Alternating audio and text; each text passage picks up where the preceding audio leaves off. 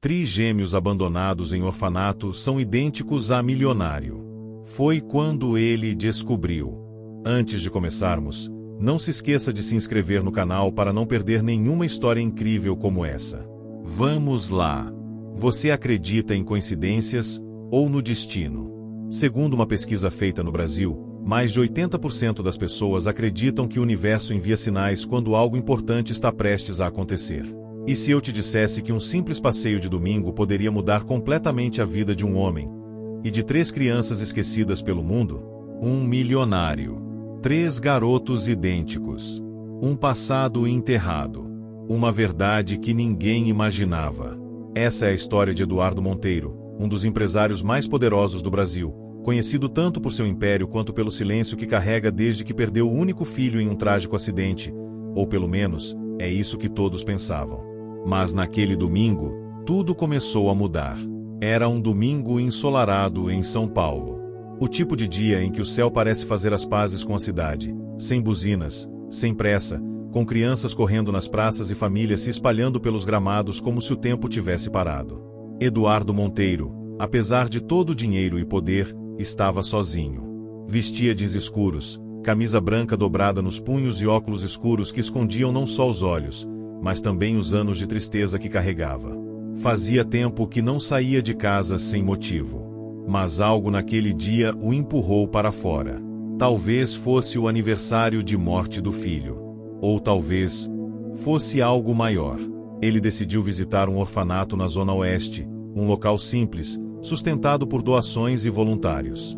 Não era incomum que ele ajudasse instituições assim, mas fazia tempo que não ia pessoalmente. O lugar cheirava tinta fresca e esperança, e o som de risadas infantis preenchia o pátio como música. Foi então que ele os viu. 3 garotos. Devem ter uns 6 ou 7 anos. Estavam brincando com carrinhos, rindo, disputando quem fazia o ronco do motor mais alto. Mas o que fez Eduardo congelar não foi a alegria deles. Foi o rosto. Eles eram idênticos ao seu filho. Não parecidos. Não semelhantes. Idênticos. Mesmo cabelo castanho claro. Mesmo formato dos olhos. O mesmo sorriso.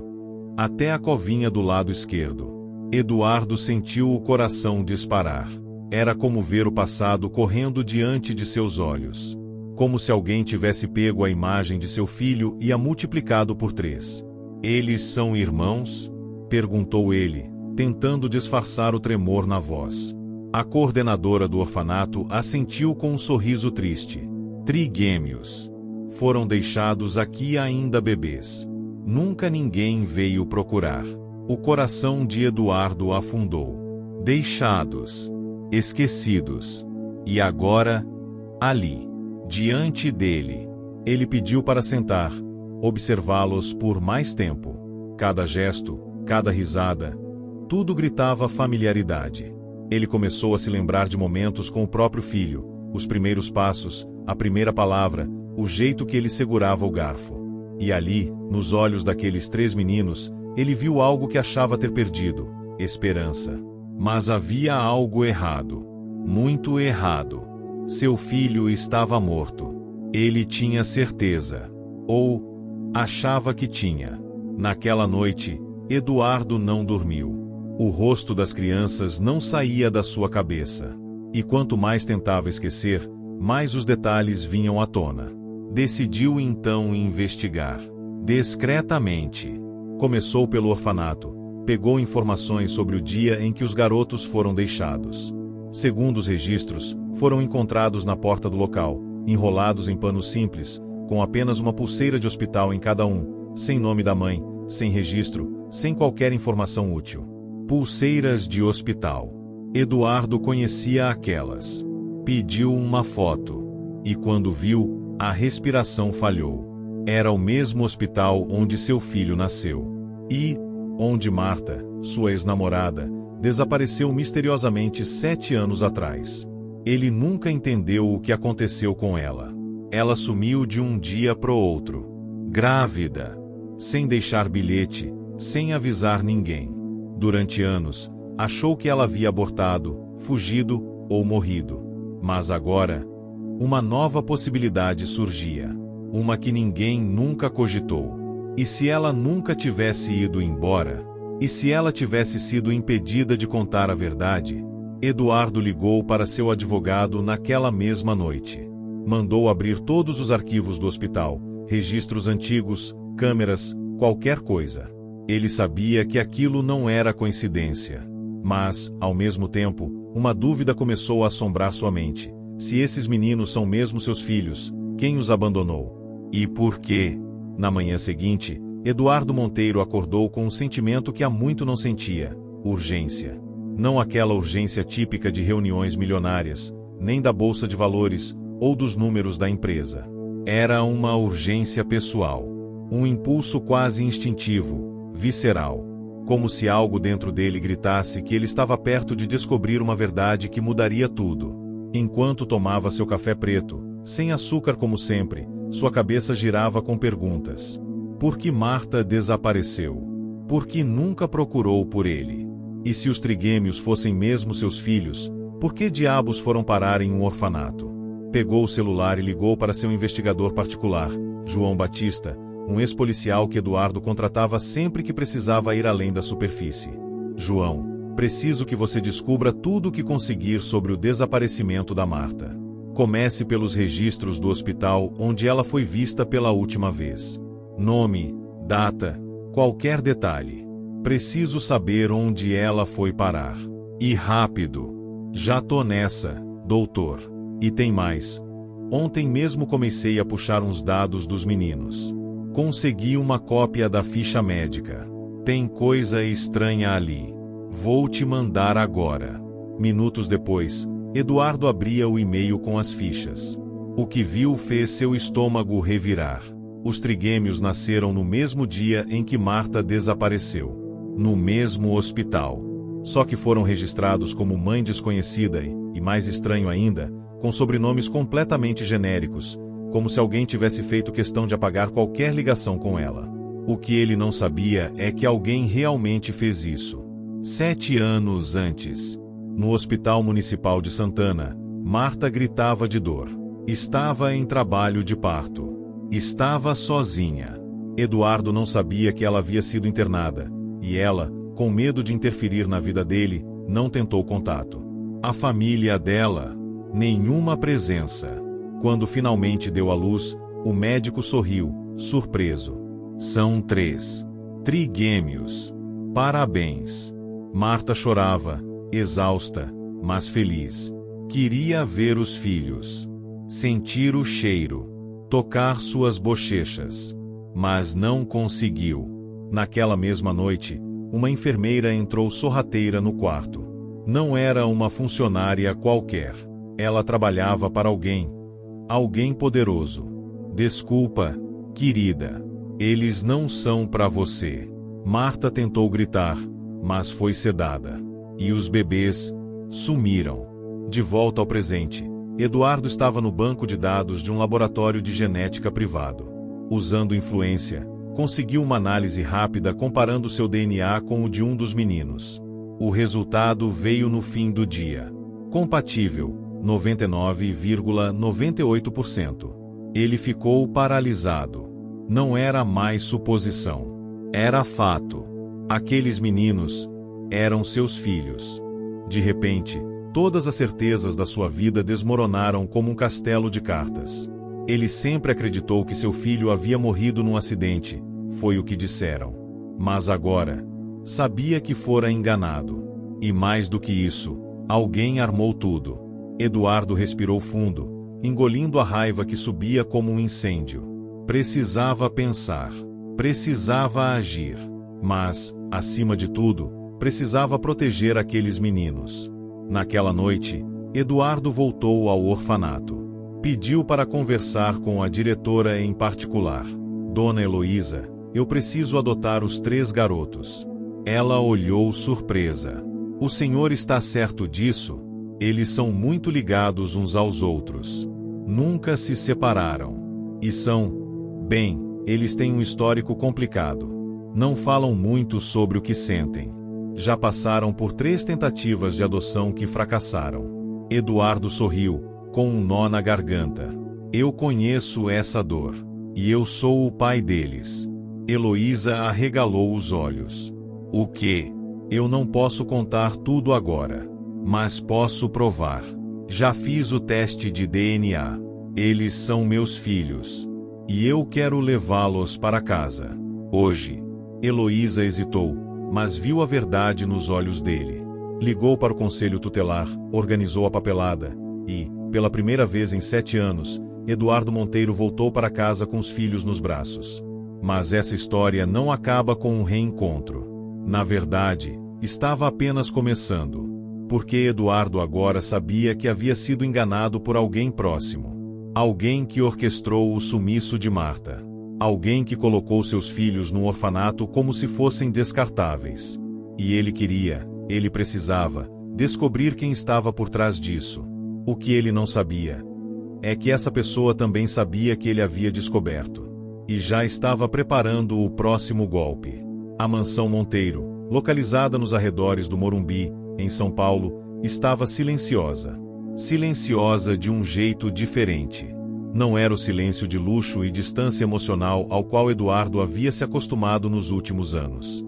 Era o silêncio de 3 crianças dormindo em quartos decorados às pressas, depois de muito choro, brincadeiras, pizza no sofá e perguntas que ele ainda não sabia como responder. Você é nosso pai mesmo? Perguntou um dos meninos, o mais falante. Davi se lembrava. Eduardo não soube o que dizer. Apenas abriu os braços e o abraçou forte. Davi não disse mais nada. Só chorou. Agora, no meio da madrugada, com os filhos finalmente adormecidos, Eduardo estava no escritório, girando um copo de uísque entre os dedos. Na frente dele, um envelope pardo, grosso e desgastado. João Batista havia entregue pessoalmente aquela pasta, poucas horas antes, com apenas uma frase: "Isso aqui muda tudo." Dentro do envelope, documentos, fotos antigas e um manuscrito. Tudo começou com um nome: Dr. Arnaldo Caldas. Um médico veterano, obstetra-chefe do Hospital Santa Juliana, o mesmo onde Marta deu à luz. Havia um recorte de jornal datado de 7 anos atrás. Respeitado médico se aposenta após 35 anos de serviço. Eduardo reconheceu o rosto de imediato. Ele esteve presente no nascimento de seu primeiro filho, antes do acidente. Mas o que o chocou foi uma nota de rodapé, discreta, colada num dos papéis, associado à Fundação Monteiro de Saúde Pública. A ficha caiu. Aquele médico trabalhava indiretamente para sua família.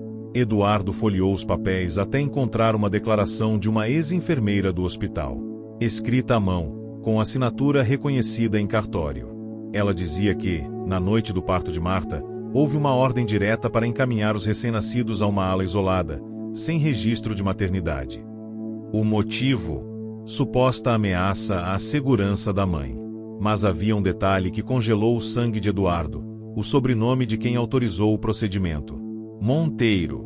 Mais precisamente, Bruno Monteiro, seu próprio irmão. Bruno era o oposto de Eduardo. Ambicioso, calculista, sempre tentando provar que era mais capaz.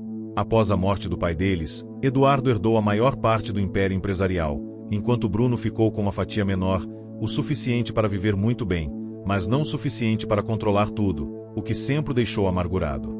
Eduardo largou o dossiê na mesa e se recostou na cadeira. Sua cabeça fervia. Agora, tudo fazia sentido. Bruno estava por trás do desaparecimento de Marta, da morte do filho, da separação brutal que ele enfrentou. Era um plano, frio e bem executado. Mas por quê? Pegou o celular e ligou para João novamente. João, descubra onde o Bruno está. Agora. Doutor, tem certeza que quer abrir essa porta? João, ele tirou meus filhos de mim. Ele destruiu minha vida. Essa porta já está escancarada. Enquanto isso, no andar de cima da mansão, os trigêmeos dormiam profundamente, mas não em paz. Davi, o mais falante, murmurava durante o sono. Murmúrios curtos. Palavras repetidas. Nomes que não faziam sentido. Tia Lena. Não conta pro homem de terno. Do outro lado do quarto, Lucas, o mais quieto, estava sentado na cama, olhos bem abertos, encarando a parede. Era como se soubesse de algo. Como se lembrasse. E no quarto ao lado, o terceiro irmão, Miguel, sonhava com uma mulher. Uma mulher com os cabelos longos, escuros, e um cheiro de lavanda. Uma mulher que dizia: "Me espera, meu amor. A mamãe vai voltar." Na manhã seguinte, Eduardo já estava de pé antes do sol nascer. Vestiu-se com pressa, passou na cozinha para garantir que os meninos tivessem um café preparado por alguém de confiança, e saiu rumo ao endereço onde João disse que Bruno costumava se reunir com investidores privados, um sítio nos arredores de Atibaia. Ao chegar, viu carros de luxo, seguranças e um grupo seleto reunido em volta de uma mesa. E lá estava ele, Bruno Monteiro, mais grisalho, mais gordo, mas com o mesmo sorriso cínico de sempre. Eduardo não perdeu tempo. "A gente precisa conversar. Agora." Bruno levantou uma sobrancelha, surpreso, mas sem perder a compostura. "Eduardo, irmão, há quanto tempo? O que houve? Marta, os meninos. Você sumiu com ela. Você tirou meus filhos de mim." Bruno manteve o sorriso por um segundo, e então se desfez em uma expressão fria, quase vazia. "Você nunca esteve preparado para ser pai. Eu só corrigi um erro." Eduardo deu um passo à frente, os punhos cerrados. Mas ele não queria violência. Queria a justiça. "Onde ela está, Bruno?" Bruno deu de ombros, como quem fala sobre uma peça de roupa extraviada. "Não sei. Ela fugiu. Depois que pariu aqueles moleques, ela surtou. Eu apenas cuidei para que a coisa toda não virasse escândalo. Você agradeceria se entendesse o risco que ela representava." Eduardo sentiu o peito ferver. Não por raiva, por dor. Bruno não só roubou sua família. Ele destruiu Marta. Mas o jogo havia virado. Eduardo tinha provas. Tinha o dossiê. E, agora, tinha uma razão maior do que qualquer herança para enfrentar o irmão. Os filhos dele estavam vivos. E ele não deixaria mais ninguém tirá-los dele. A voz do filho ecoava na mente de Eduardo como uma batida incessante. "Tia Lena, não conta pro homem de terno." Era um sussurro, um fragmento de memória infantil, mas para Eduardo, aquilo era ouro puro. Um fio tênue ligando o presente ao passado, um nome capaz de abrir uma porta que ele nem sabia que existia. Lena, a enfermeira mencionada tanto nos arquivos quanto nos sonhos dos meninos. "João, preciso que você encontre essa mulher. Trabalhou no Hospital Santa Juliana, enfermaria obstétrica, 7 anos atrás.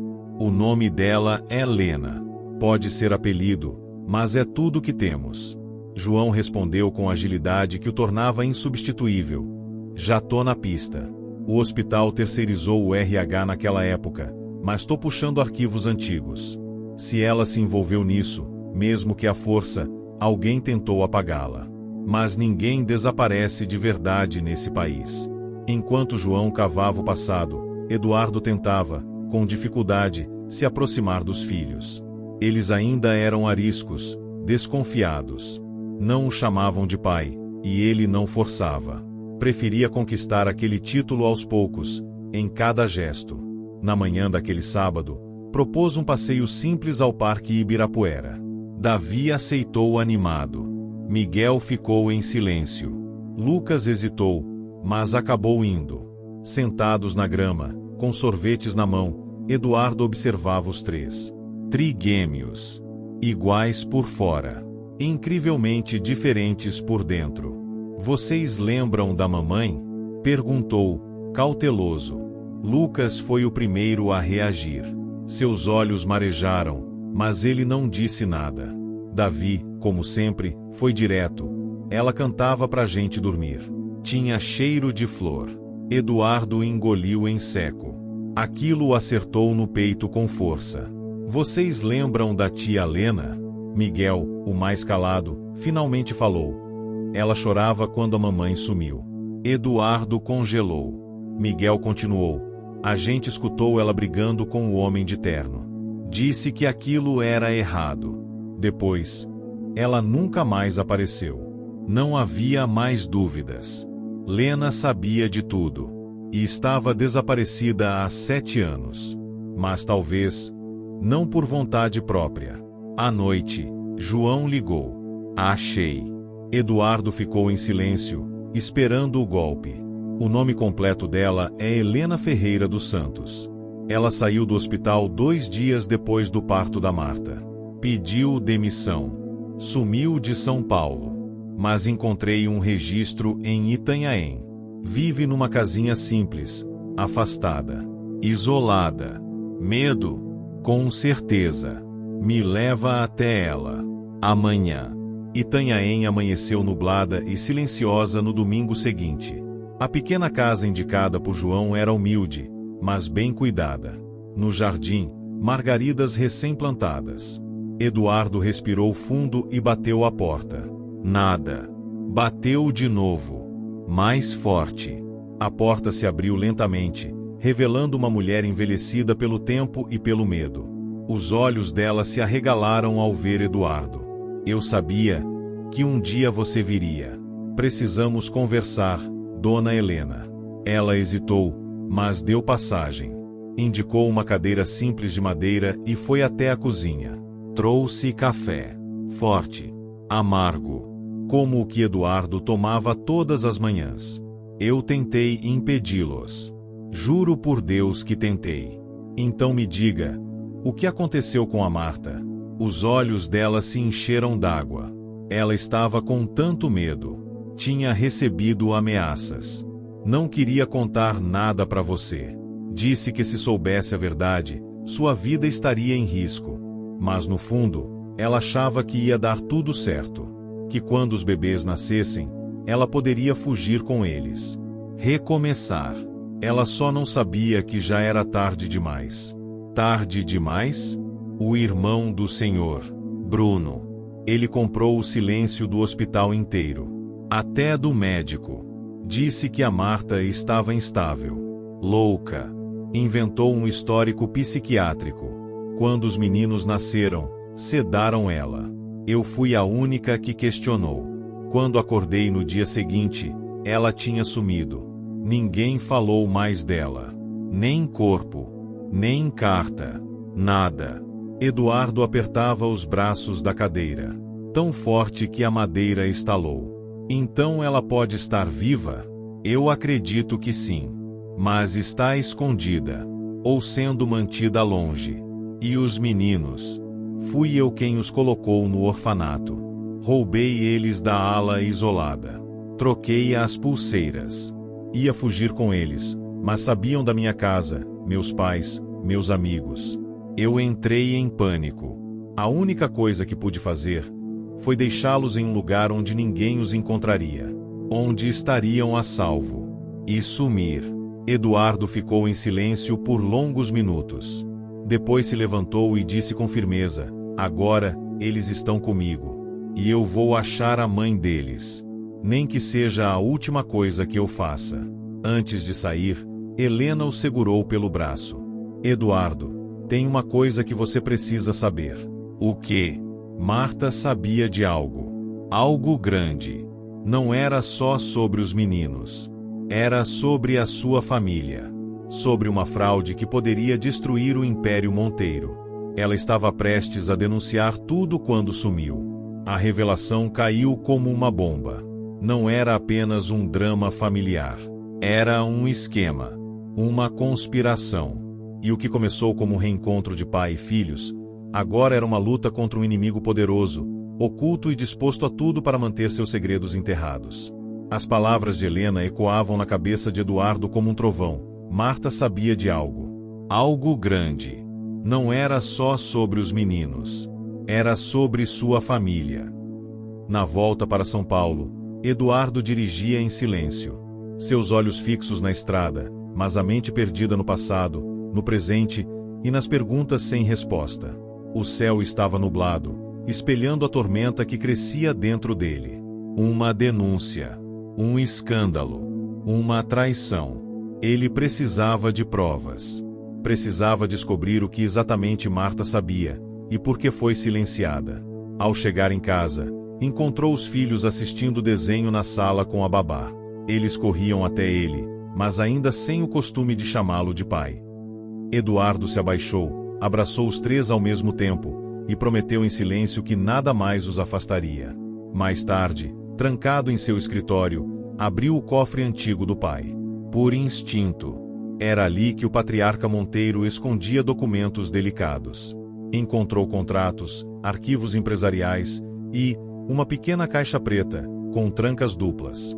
Código. Ele tentou datas marcantes: nascimento do irmão, data da morte do pai, aniversário de casamento. Nada. Fechou os olhos. O aniversário de Marta. Digitou. Beep. A luz verde acendeu. Lá dentro, havia um pendrive com um post-it desbotado. Só abra se confiar em ninguém. M. Eduardo conectou o pendrive ao notebook. A primeira pasta se chamava Verdade Final. Dentro, vários PDFs com planilhas, e um vídeo nomeado simplesmente de Para Eduardo. Ele hesitou. Apertou o play. A tela escureceu por um momento.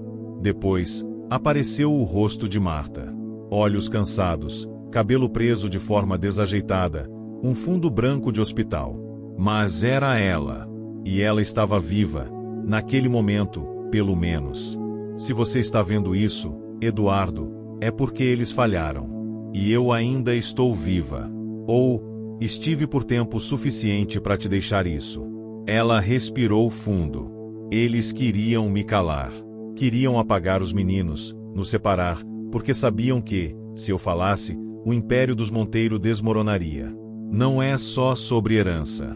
É sobre o que o seu pai fez.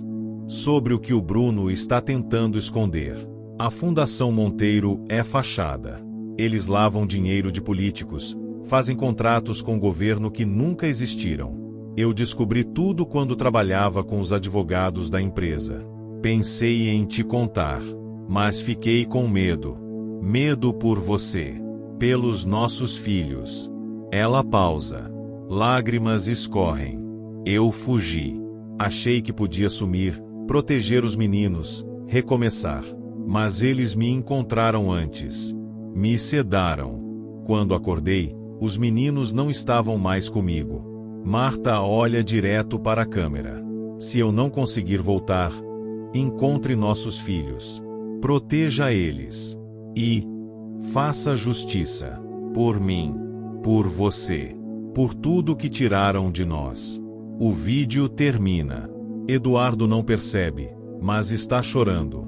Pela primeira vez em muitos anos, ele chora sem tentar esconder. Aquilo não era mais só uma busca por respostas. Era uma missão de vingança e redenção. No dia seguinte, Eduardo convocou João para uma reunião urgente. Preciso derrubar meu irmão. E preciso fazer isso do jeito certo. Sem alarde, sem dar chance dele sumir com provas. Marta deixou tudo neste pendrive. Mas é grande demais. Envolve políticos, contratos fantasmas. Preciso de alguém que entenda como derrubar um império sem destruir meus filhos no processo. João, com sua calma habitual, respondeu: eu conheço um cara. Se chama Dr. Jonas Marcondes. Ex-procurador da República. Hoje trabalha como consultor jurídico em casos sensíveis. Mas aviso, ele não se envolve em nada se não sentir verdade. Leve ele até mim. Hoje. Enquanto isso, no lado escuro da história, Bruno Monteiro estava no 28º andar da sede da Monteiro Capital. Sozinho, como sempre. Bebia conhaque, encarando os arranha-céus da Avenida Faria Lima. Seu celular tocou.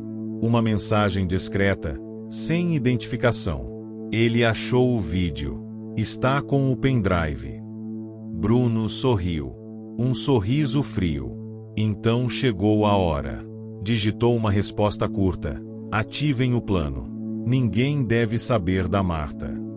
À noite, João retornou com Jonas Marcondes. Um homem magro, de olhar clínico e postura elegante. Escutou tudo em silêncio. Eduardo mostrou os documentos, o vídeo, as planilhas. Jonas analisou cada arquivo com atenção quase cirúrgica. Isso é mais do que lavagem de dinheiro. É desvio de verba pública, falsidade ideológica, organização criminosa E tudo documentado. Com as provas certas, seu irmão pode pegar até 30 anos de prisão. Mas, se você mexer errado, ele te destrói primeiro. Precisamos de estratégia. Você tem filhos agora. Essa guerra não é mais só sua. Eduardo assentiu. Pela primeira vez, ele estava cercado de aliados. Mas também sabia que agora era um alvo em movimento. E o inimigo já tinha começado a agir. No fim do capítulo, enquanto Eduardo colocava os meninos para dormir, o interfone da mansão tocou. Era a segurança. Doutor Eduardo, encontramos isso na porta. Um envelope. Sem remetente. Dentro, uma única folha. Uma foto borrada. Marta. Cabelos curtos, aparência abatida, mas viva. E um bilhete escrito com letras recortadas de revista: pare de procurar, ou ela desaparece de vez. O bilhete ainda estava sobre a mesa. Pare de procurar, ou ela desaparece de vez. Eduardo encarava aquelas palavras como se pudessem explodir a qualquer instante. Ao lado do bilhete, a foto borrada de Marta. Olhos baixos, rosto abatido, mas viva. Aquilo bastava para reacender a esperança e o ódio. Ao seu lado, Jonas Marcondes analisava o papel com luvas, como faria em seus tempos de Ministério Público. É impressão caseira. Papel comum. Letras coladas de revista. Querem parecer amadores, mas isso aqui é profissional. É um recado. Estão te vigiando, Eduardo. Estão um passo à frente. Eduardo passou a mão pelo rosto, cansado. Eles sabem que estou perto. Marta está viva. Eu sei disso agora. E se ela está viva, está sendo controlada. O próximo passo é descobrir onde. Como? João Batista, que estava do outro lado da sala, interrompeu. Pela imagem. A iluminação, o fundo, os detalhes. Já mandei para um especialista em análise forense. E tem mais. Reconheci o padrão de cerâmica atrás dela. É típico de clínicas psiquiátricas da década de 90, ainda comuns em instituições do interior de São Paulo. Eduardo olhou para ele, surpreso. Você acha que ela está sendo mantida em uma clínica? Acho que eles estão mantendo a aparência de que ela está doente. Isso justifica o desaparecimento, a falta de registros e a guarda dos meninos. Jonas completou. Se ela for legalmente incapaz, ninguém perguntaria por que desapareceu. Eles criaram um personagem. Uma Marta mentalmente instável. Fácil de apagar. Eduardo se levantou. Então vamos derrubar esse teatro. Vamos achar onde ela está.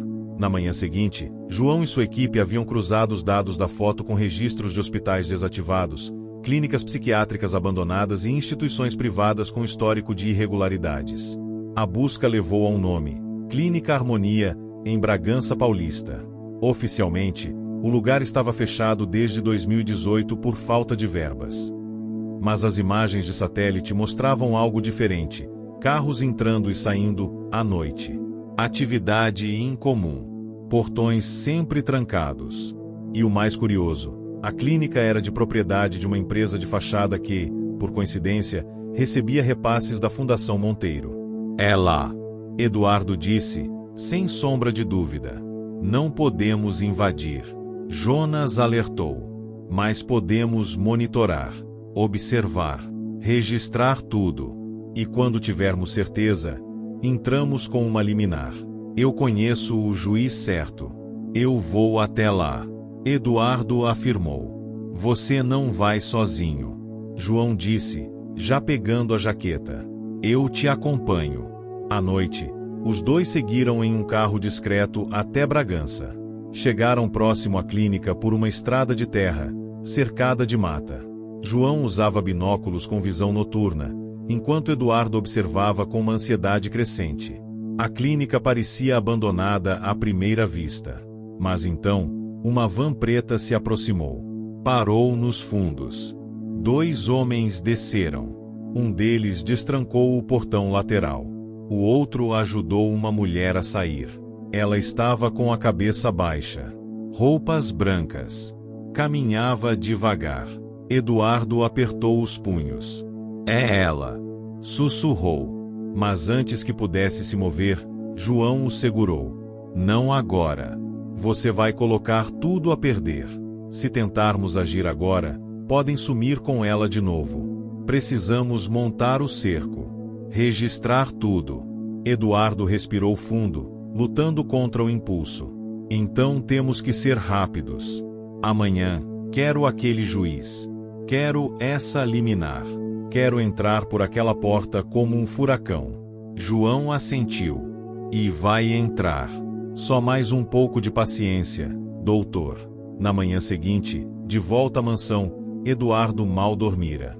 Sentia que o tempo era seu maior inimigo.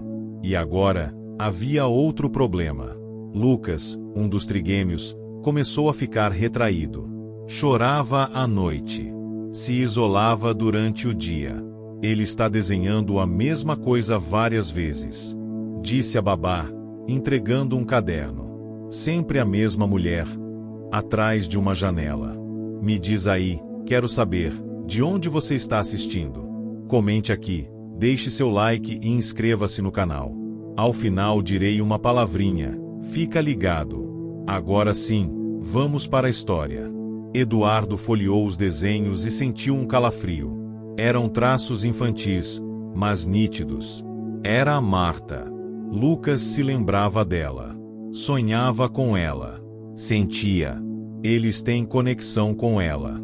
Eduardo murmurou. Mesmo sem saber, estão ligados. Aquilo só reforçava sua decisão. Marta precisava voltar. Para os filhos. Para ele. Para ela mesma. No fim da tarde, Jonas conseguiu o que precisava. Uma liminar autorizando inspeção judicial na clínica, com direito à força policial, se necessário. O juiz era antigo conhecido e, após ver parte das provas e ouvir o relato de Eduardo, assinou com urgência. É agora, disse Jonas. Vamos buscá-la. Eduardo se preparou como quem vai para a guerra. Vestiu-se de preto, colocou o pingente que Marta lhe deu anos atrás no bolso, o único objeto que restou dela, e partiu. Ao chegarem à clínica com a ordem judicial, o clima ficou tenso. O segurança hesitou, mas não teve escolha. A polícia entrou primeiro, varrendo o local. O ambiente era úmido, abafado, com cheiro de mofo e desespero. Marta Monteiro, chamou um dos agentes. Nada. Continuaram explorando até chegarem ao segundo andar. Um corredor estreito, portas trancadas. Em uma delas, ouviu-se um barulho. Eduardo correu. Marta. O policial arrombou a porta. Lá dentro, sentada na cama, olhos fixos na parede, cabelo curto, pele pálida, estava ela. Marta. Ao vê-lo, não disse nada, mas uma lágrima escorreu. Eduardo caiu de joelhos. Eu te achei. Ela sussurrou, com a voz quase sumida. Você veio. Ele segurou sua mão, apertando com força. Nunca mais vou deixar que tirem você de mim. A sala do hospital particular em São Paulo era silenciosa, exceto pelos sons leves dos aparelhos de monitoramento. Marta dormia profundamente, exausta depois de tantos anos em isolamento. Seu rosto estava mais magro, os olhos fundos, mas ainda assim, para Eduardo, ela era a mulher mais forte que já conheceu. Ele segurava sua mão, sentado ao lado da cama como um vigia. Não queria mais perdê-la de vista. Depois de tudo, vê-la ali, viva, era um milagre. Mas Eduardo sabia que aquela era apenas a metade da batalha. A outra parte era fazer com que o mundo acreditasse nela. Jonas entrou no quarto discretamente, com uma pasta nas mãos. Os exames confirmam o que esperávamos. Sedativos de uso controlado foram administrados nela por anos. Tudo para mantê-la em estado de letargia. O histórico da clínica foi manipulado. Já estou com o promotor. Vamos iniciar o processo de investigação criminal contra Bruno e contra os diretores da Fundação Monteiro. Eduardo assentiu em silêncio. Seus olhos não desgrudavam de Marta. Ela vai acordar logo, disse o médico. E quando acordar, Vai precisar de você inteiro, Eduardo. Forte. Ela passou muito tempo sozinha.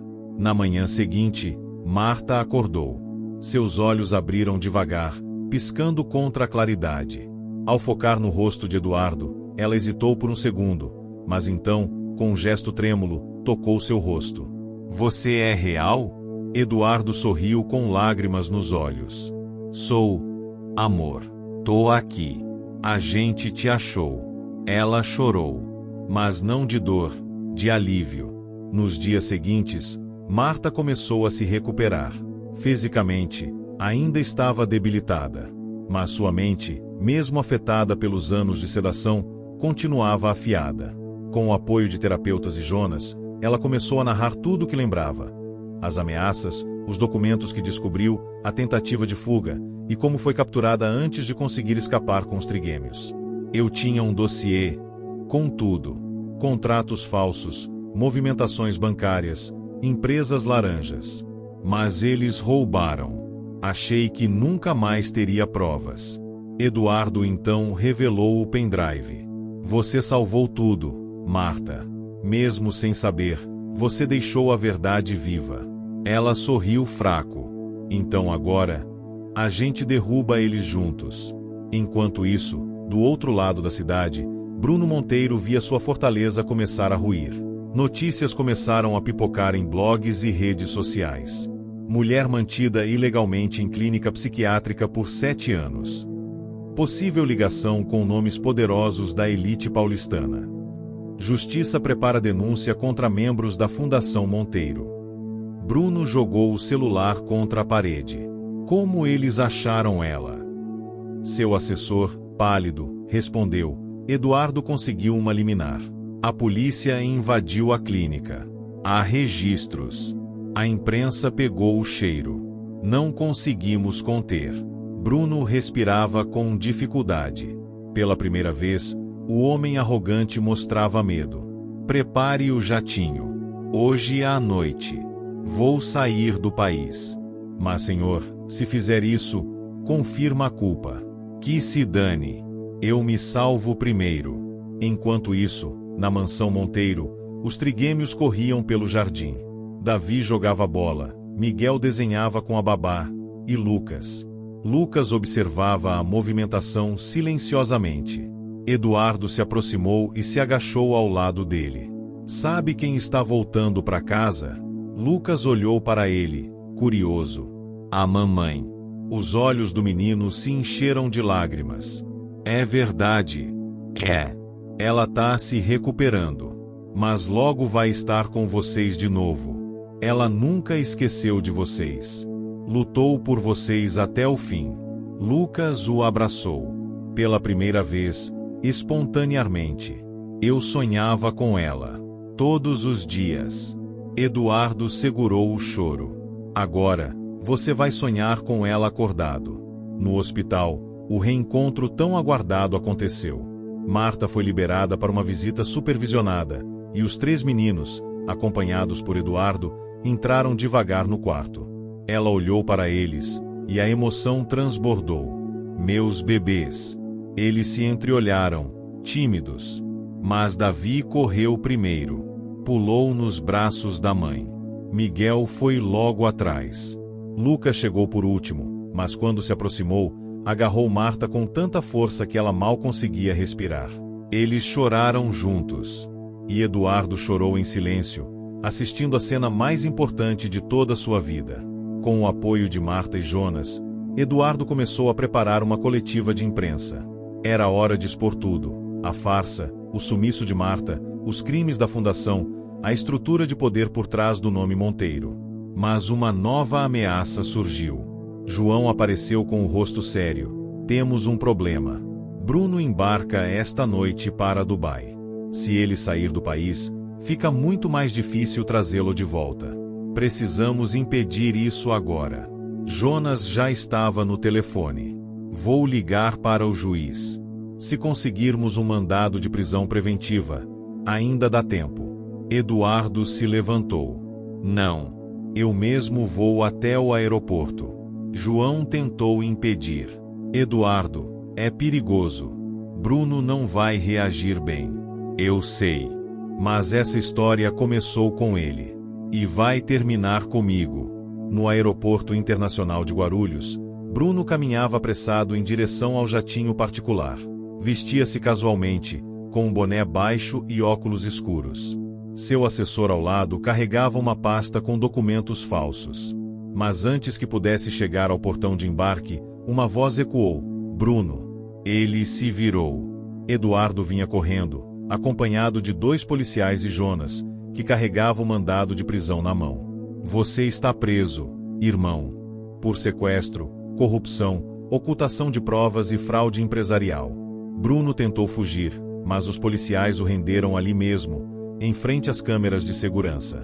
Eduardo se aproximou, encarando-o nos olhos. Você tirou tudo de mim, mas eu reconstruí. E agora, é você quem vai pagar. Bruno nada disse. Apenas foi levado. Acabado. Exposto. A coletiva de imprensa estava marcada para as 10 horas da manhã. O salão principal do Hotel Estação Paulista estava lotado. Jornalistas de todas as emissoras, fotógrafos, cinegrafistas, influenciadores e curiosos esperavam com câmeras ligadas e microfones estendidos. O caso da mãe mantida em cativeiro já era o assunto mais comentado do Brasil, e agora todos queriam ouvir a versão oficial, a verdadeira. Eduardo, de terno escuro e expressão séria, respirou fundo antes de subir ao palco improvisado. Ao seu lado, estavam Jonas Marcondes, Marta Monteiro e o promotor de justiça. Os seguranças o cercavam como um muro humano. O clima era tenso. Assim que Eduardo pegou o microfone, flashes estouraram. Mas ele não piscou. Olhou direto para as câmeras e começou. Há 7 anos, minha esposa, Marta Monteiro, desapareceu sob circunstâncias inexplicáveis. Na época, disseram que ela havia fugido, abandonado a família e que sofria de distúrbios mentais. Essa foi a versão oficial contada pela minha própria família. Fez uma pausa. O salão estava em silêncio absoluto. Hoje, estou aqui para contar a verdade. E então, ele narrou tudo. Desde a descoberta dos trigêmeos no orfanato, os indícios de que Marta poderia estar viva, a investigação secreta, a fuga do irmão Bruno, a localização da clínica clandestina em Bragança Paulista, até o resgate de Marta, drogada, isolada, mas viva. Cada ponto era acompanhado por provas, vídeos, documentos. O promotor confirmou. A partir das provas entregues, abrimos um inquérito criminal contra os responsáveis pela Fundação Monteiro, incluindo Bruno Monteiro, que já se encontra preso preventivamente. Os crimes vão desde corrupção ativa e passiva, até sequestro e tentativa de homicídio por omissão de socorro. Quando chegou a vez de Marta falar, o salão ficou ainda mais silencioso. Ela estava mais forte do que no dia do resgate. Vestia uma blusa branca simples, cabelos soltos, olhar firme. Me disseram que se eu falasse, meus filhos morreriam. Me sedaram, me prenderam, me calaram. Mas eu sobrevivi. E agora eu falo. Não apenas por mim, mas por todas as mulheres que foram silenciadas por homens poderosos.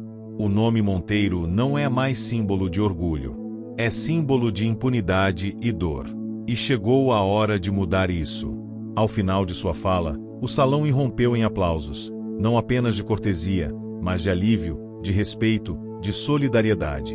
No Twitter, hashtags como hashtag Justiça por Marta, hashtag Monteiro Corruptos e hashtag Ela Sobreviveu disparavam para os trending topics.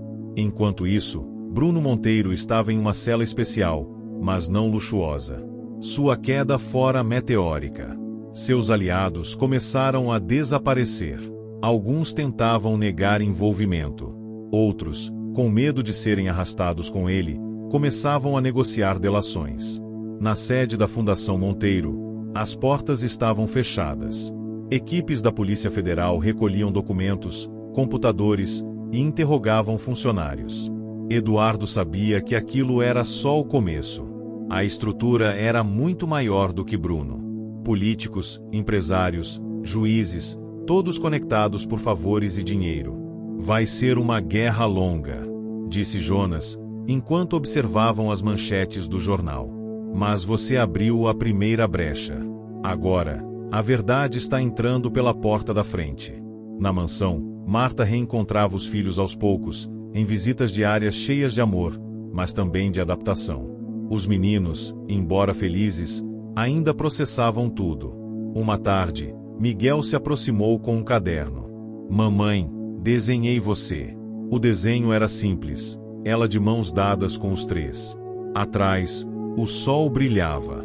Marta sorriu e o abraçou forte. Prometo que agora eu nunca mais vou sumir. Lucas, o mais sensível, continuava sonhando com o passado. À noite, gritava dormindo. Marta entrou no quarto uma madrugada e o encontrou chorando.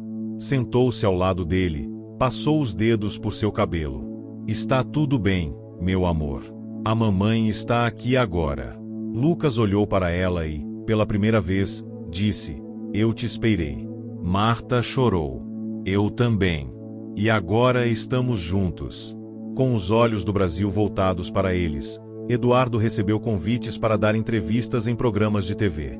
Mas recusou todos, menos um. Aceitou falar com a repórter Camila Nogueira, do Linha Direta Especial, que fazia matérias investigativas sérias e respeitadas. Durante a entrevista, Camila perguntou: Você perdeu tudo e reconstruiu sua vida enfrentando o próprio sangue. Como foi isso? Eduardo pensou por alguns segundos e respondeu: Eu aprendi que família não é quem carrega seu sobrenome, mas quem escolhe ficar. E eu escolhi Marta. Escolhi meus filhos. Escolhi a verdade. Mesmo quando ela me machucou. A entrevista viralizou. A imagem de Eduardo e Marta juntos, com os filhos no colo, passou a ser símbolo de resistência e esperança. No Congresso, parlamentares exigiam investigação sobre os contratos firmados com a Fundação Monteiro. O governo se posicionou oficialmente: não haverá proteção a corruptos, sejam eles quem forem. Algo começava a mudar. Mas nem tudo era festa. Marta ainda carregava cicatrizes invisíveis. Às vezes, se trancava no quarto. Às vezes, não queria comer. Outras vezes, acordava assustada, com medo de que tudo fosse um sonho. Eduardo, sempre ao lado, dizia: Isso também vai passar. E Marta, com o tempo, começou a acreditar. Certa manhã, os dois caminhavam pelo parque com os meninos. Marta parou e apontou para um banco. Foi aqui. Foi nesse parque que você viu o Lucas pela primeira vez, não foi? Eduardo assentiu. Eu achava que estava ficando louco, que estava vendo fantasmas. Ela sorriu. E, no fim, era só a verdade aparecendo de novo. A verdade sempre volta. Eduardo respondeu, segurando sua mão. Eles sentaram no banco e viram os trigêmeos brincando. Pela primeira vez, sem sombras, sem medo. Apenas infância. O Brasil estava em chamas. A verdade sobre a Fundação Monteiro e os crimes de Bruno Monteiro se espalhava de norte a sul do país. As investigações se intensificavam, a Polícia Federal estava no centro das ações, e Eduardo, agora um herói público, continuava lutando para expor cada camada da corrupção. Mas o vento da verdade também trouxe uma nova ameaça. A testemunha-chave, um ex-associado de Bruno Monteiro, desapareceu misteriosamente. O nome dele era Rodrigo Silva, um ex-diretor financeiro da fundação, e ele estava prestes a fazer uma delação bombástica que poderia colocar atrás das grades não apenas Bruno, mas muitos outros membros poderosos da elite brasileira. Rodrigo estava sob proteção policial, aguardando o momento certo para depor no tribunal, quando de repente, sumiu. Sua casa estava vazia, sem sinais de arrombamento, mas com um bilhete: Você não entende a guerra que está lutando. Eduardo estava no escritório, quando recebeu a ligação de Jonas, que estava visivelmente preocupado. Eduardo, temos um problema. Rodrigo desapareceu. Desapareceu da casa de segurança. A proteção foi quebrada.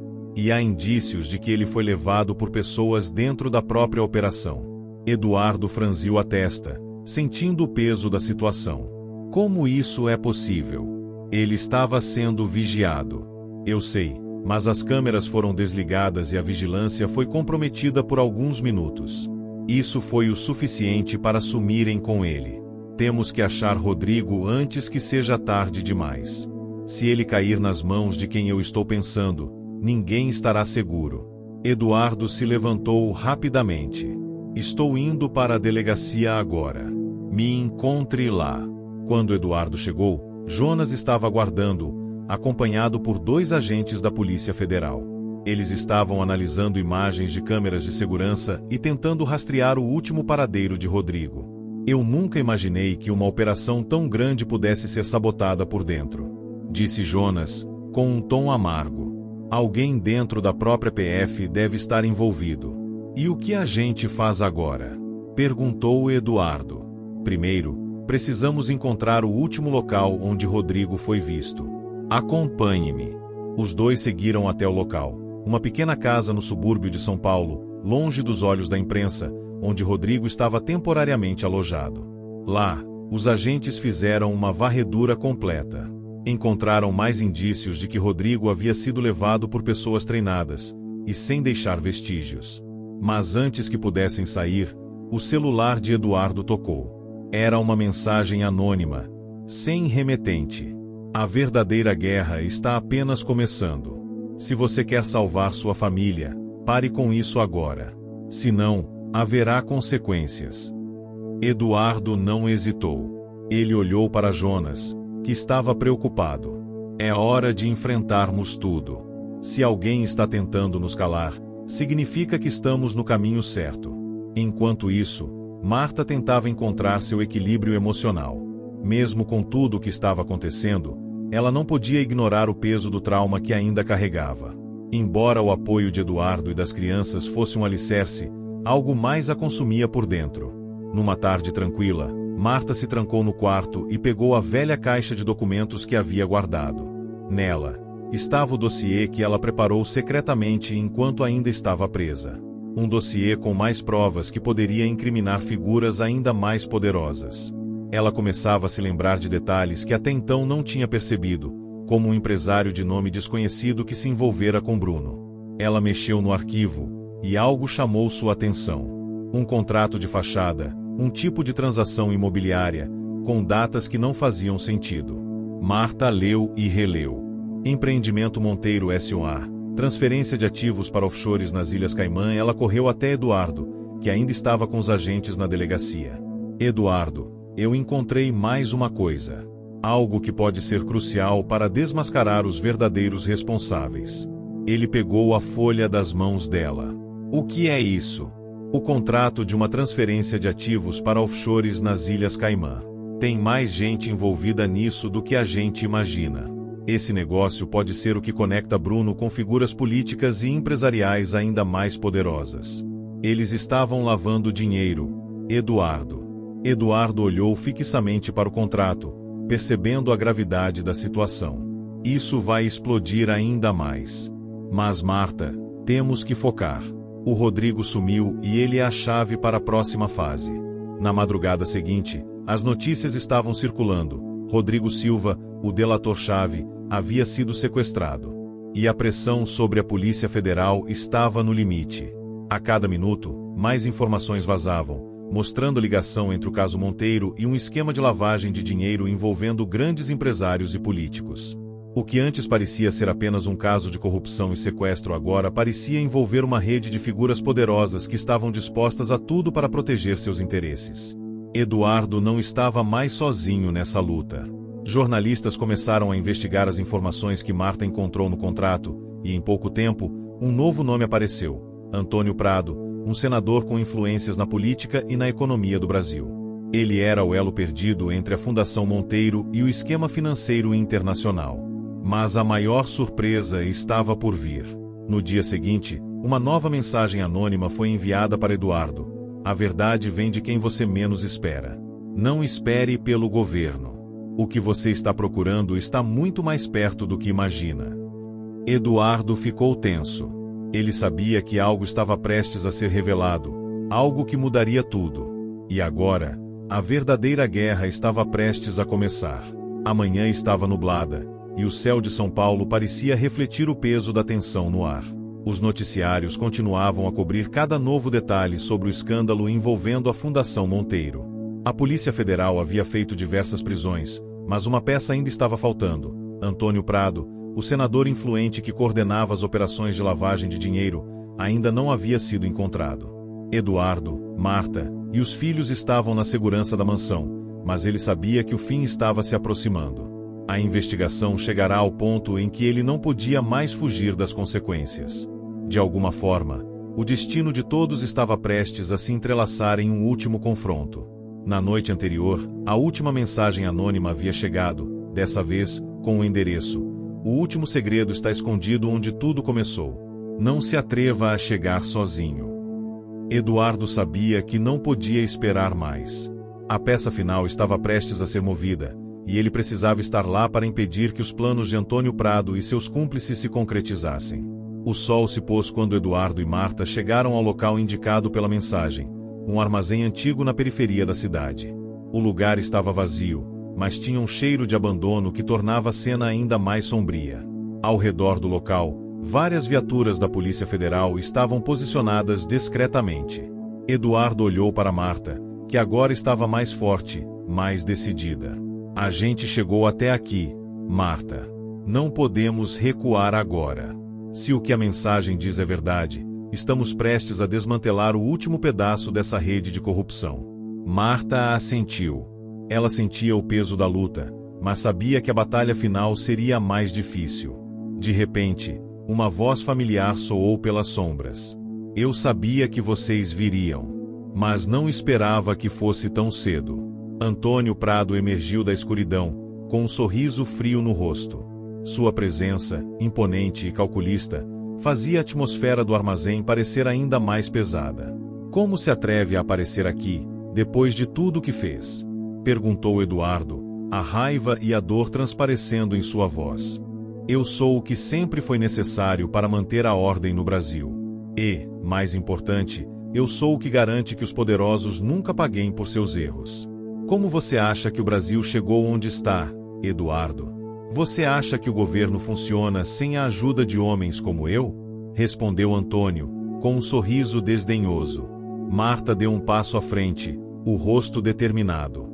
"O que você fez com minha família, com os meus filhos, é imperdoável.